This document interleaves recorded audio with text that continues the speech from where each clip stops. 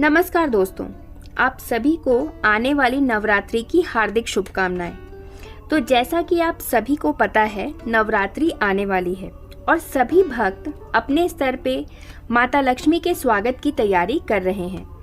तो दोस्तों, नवरात्रि में देवी माँ के पूजन का बहुत महत्व है। हमें नवरात्रि शुरू होने से पहले ही माता के पूजन की सामग्री जुटा लेनी चाहिए, ताकि नवरात्रि शुरू होने के बाद हमें किसी तरह की परेशानी ना हो। तो दोस्तों, आज की इस वीडियो में हम यही देखने जा रहे हैं कि नवरात्रि से पहले हमें कौन कौन सी सामग्री जुटा लेनी है और इन सामग्रियों का प्रयोग हमें कहाँ कहाँ करना होता है।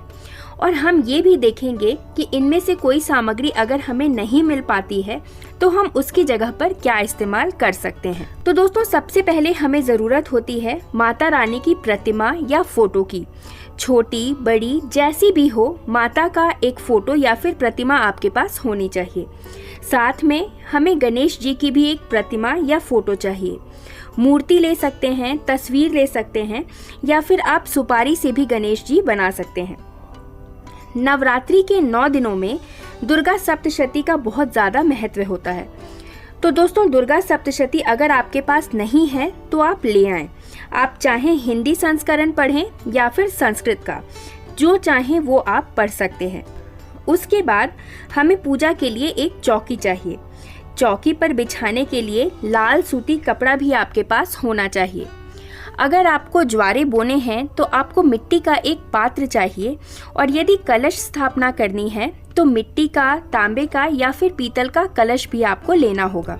साथ में दोस्तों, हमें पान के पत्तों की ज़रूरत होती है। कुछ लोग नवरात्रि के 9 दिनों में हर रोज़ पान चढ़ाते हैं, तो उस हिसाब से उतने पान के पत्ते मंगाकर आप फ्रिज में रख सकते हैं, और अगर आप आसानी से उस समय ही पत्ते खरीदना चाहें तो उस समय भी खरीद सकते हैं। और दोस्तों, एक नारियल चाहिए, पानी वाला जटा वाला नारियल होना चाहिए कलश स्थापना के लिए, और साथ में कुछ पुष्प की भी आपको आवश्यकता पड़ेगी। माता रानी को लाल पुष्प बहुत पसंद हैं। अगर वो आपको मिल जाएं तो आप लाल पुष्प अपने पास लाकर रख सकते हैं। और गणपति जी के लिए दूर्वा भी आपको हर रोज़ लानी होगी। उसके बाद दोस्तों, कलश स्थापना के लिए हमें आम के पत्ते चाहिए। आप अशोक के या पान के पत्ते भी ले सकते हैं। और दोस्तों, कलश स्थापना के लिए हमें सफ़ेद चावल की ज़रूरत होती है, जिन्हें हम अक्षत बोलते हैं। अक्षत मतलब आप वैसे चावल लें जो टूटे हुए ना हो। आप चाहें तो रंगे हुए चावल भी ले सकते हैं। सफ़ेद चावल अगर आप ले रहे हैं तो कोशिश करें कि वो चावल बिल्कुल साबुत हों, यानी टूटे हुए ना हों। इसके अलावा भी काफ़ी चीज़ें हमें चाहिए होती हैं। रोली, पंचमेवा प्रसाद, बताशे, धूप, दीप, लौंग के जोड़े, काले तिल, मिश्री, गूगल और लोबान की धूप धुनी की जाती है नवरात्रों में। साबुत हल्दी भी हम कलश स्थापना में और माता रानी को अर्पित करने के लिए यूज़ करते हैं। सुपारी का भी हम इस्तेमाल करते हैं। और ये ज्वारे हैं जो कि हम उगाते हैं।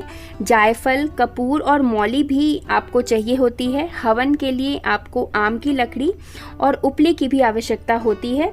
हम हवन करते हैं, आहुतियाँ देते हैं, उसमें हमें गोबर के उपले चाहिए होते हैं। उसके बाद हम अखंड दीप जलाते हैं। अगर आप अखंड दीप जलाते हैं तब भी, या फिर नहीं जलाते हैं तब भी, गाय का घी और तिल के तेल की आवश्यकता आपको होती है। और दोस्तों, नवग्रह समिधा होती है, इसकी भी हमें हवन में आवश्यकता होती है।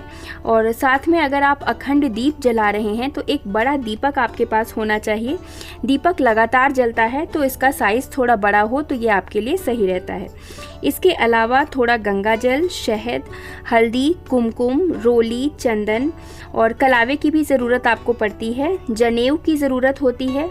सिंदूर, लाल और पीला दोनों सिंदूर चढ़ाया जाता है। एक माचिस लेना होगा आपको। इत्र की भी हमें ज़रूरत होती है। अखंड दीप अगर हम जलाते हैं तभी भी हमें एक और दीपक जलाना होता है। और कपूर की आरती की जाती है। रुई की बत्तियां हमें चाहिए होती हैं। मौसमी फल जो भी आपको मिल जाएं उनकी भी नवरात्रि में ज़रूरत होती है। 5 तरह के फल अगर आप ले सकते हैं तो फिर आप 5 तरह के फल ले सकते हैं, या फिर आप जितना चढ़ाना चाहें उतने का इस्तेमाल आप कर सकते हैं। माता रानी को चढ़ाने के लिए श्रृंगार का सामान चाहिए होता है। लाल चुनरी भी हम चढ़ाते हैं। नारियल पर लपेटने के लिए भी हमें लाल वस्त्र चाहिए।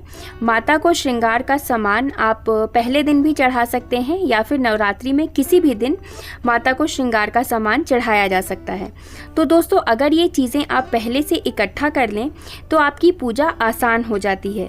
कई चीज़ें आप पहले से लाकर रख सकते हैं और कुछ चीज़ें जैसे फल वगैरह आपको पूजा के समय ही लानी होती है। एक बार सामान इकट्ठा कर लेने से हमारे 9 दिन की पूजा आसान हो जाती है। तो दोस्तों, आशा करती हूँ इस वीडियो में दी गई जानकारी आपको यूज़फुल लगी हो। अगर आपको ये वीडियो पसंद आई है तो इस वीडियो को एक लाइक ज़रूर करें और ऐसे ही अन्य वीडियोज़ के लिए हमारे चैनल पे बने रहें।